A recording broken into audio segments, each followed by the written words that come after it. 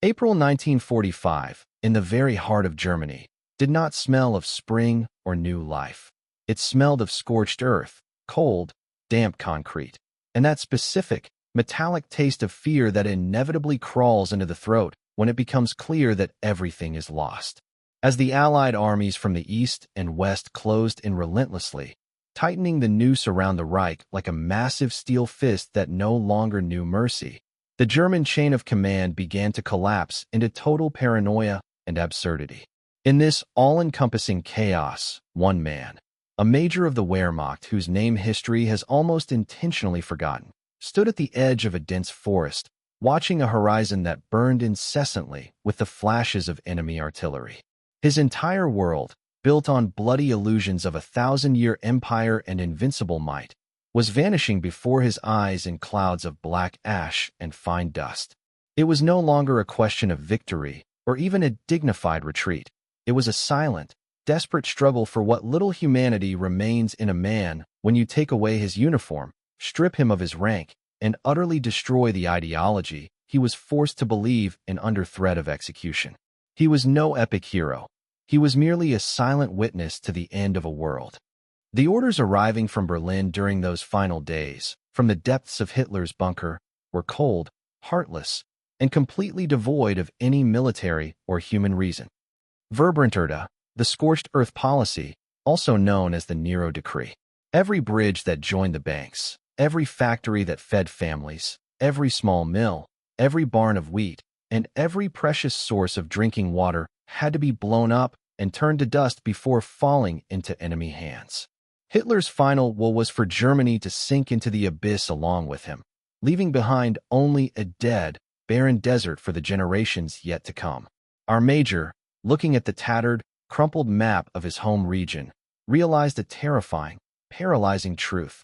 If he carried out these orders to the end, he would not be the defender of the fatherland, but its final executioner.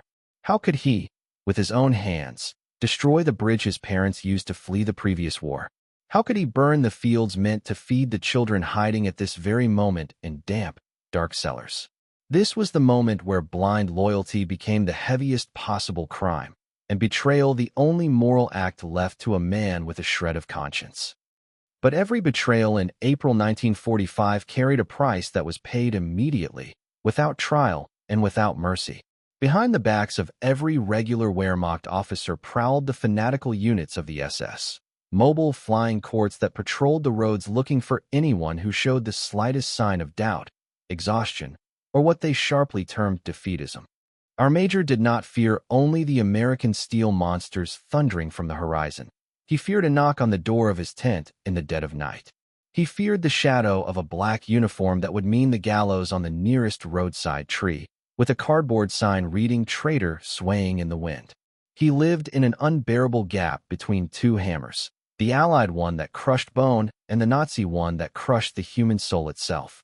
Every decision he made, every report in which he tried to hide the true situation to save his men, was a dangerous gamble with his own head.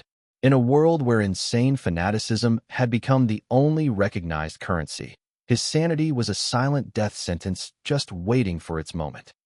There is a specific kind of silence that occurs when the artillery stops for a moment and the smoke settles over the ruins of a village. In that silence, the major sat in the twilight of an abandoned school, surrounded by shattered children's desks and dusty books. He looked at his soldiers. They were boys of 16 and old men of 60, all dressed in oversized uniforms, with eyes that had long ago stopped looking for victory and started looking only for an exit. These men looked at him, waiting for the order that would decide their lives. Should he send them into another senseless charge against tanks they could not defeat? Should he force them to die for a regime that had already abandoned them? In that school, amidst the smell of chalk and gunpowder, the major realized that his responsibility was no longer to Berlin, nor to the Führer, but to these terrified people who saw in him the last thread connecting them to life. His confession did not begin with words. It began with that heavy silence and the decision to stop killing for a dead idea. The decision to seek contact with the Americans was a walk on a razor's edge. Every step toward the Allied lines could have ended with a bullet in the back from his own military police or a shell from the other side that makes no distinction between one who surrenders and one who attacks. The major set out alone through no man's land, holding a white piece of cloth that was once part of a bedsheet in a German home.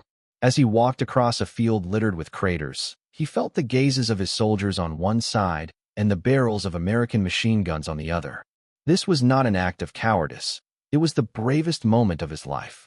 To humble oneself before the enemy to save the lives of hundreds of others was a burden many highly decorated officers could never bear.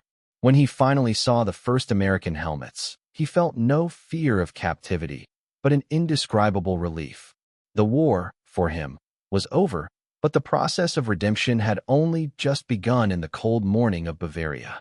In a makeshift prisoner of war camp, sitting opposite a young American captain who could barely hide his contempt, the major began to speak.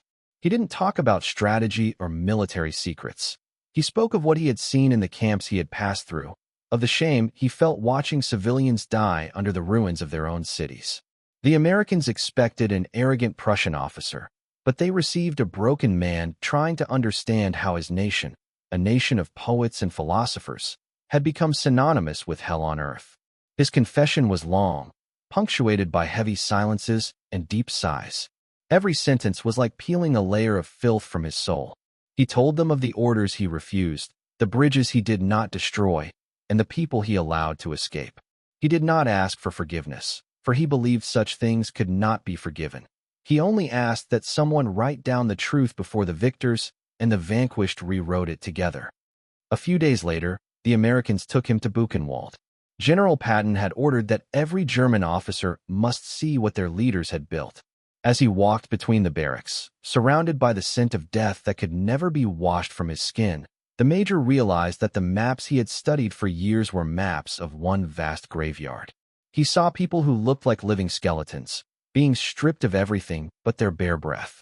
There, in the midst of that horror, his military honor, which he had worried so much about in Trier or on the Eastern Front, looked pathetic and insignificant. He realized that it was not enough simply not to execute an evil order. The true guilt lies in silence while evil is being built.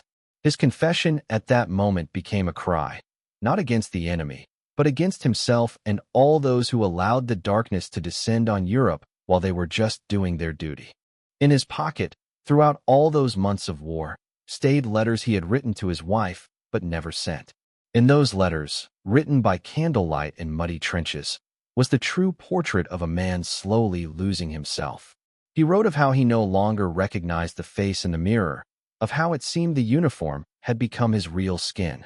Those letters, which the Americans later found and translated, were the most honest document of the moral decay of a society. In them, there was no propaganda, only the fear of what he would tell his children when they one day asked, "Father, where were you while the world burned?" In those lines, the major admitted that the hardest battle he ever fought was the one against himself, the battle not to become a beast among beasts. Those letters stand today in archives as a reminder that war is fought not only on the fronts, but in the deepest chambers of the human heart.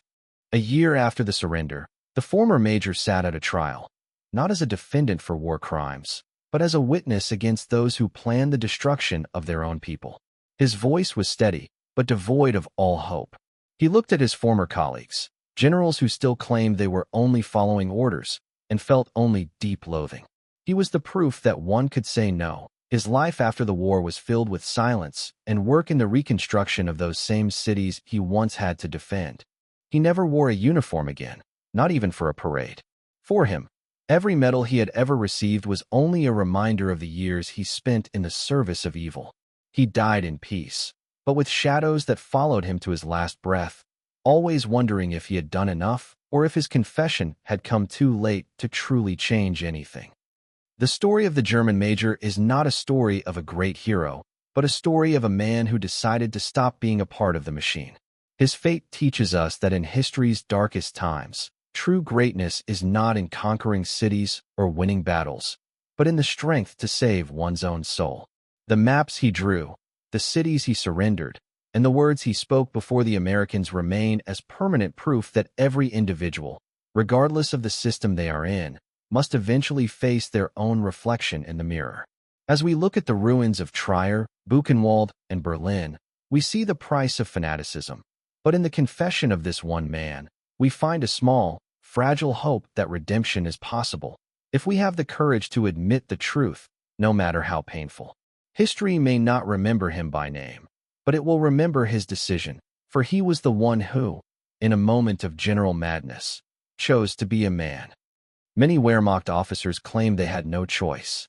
Major X was one of the few who proved the opposite.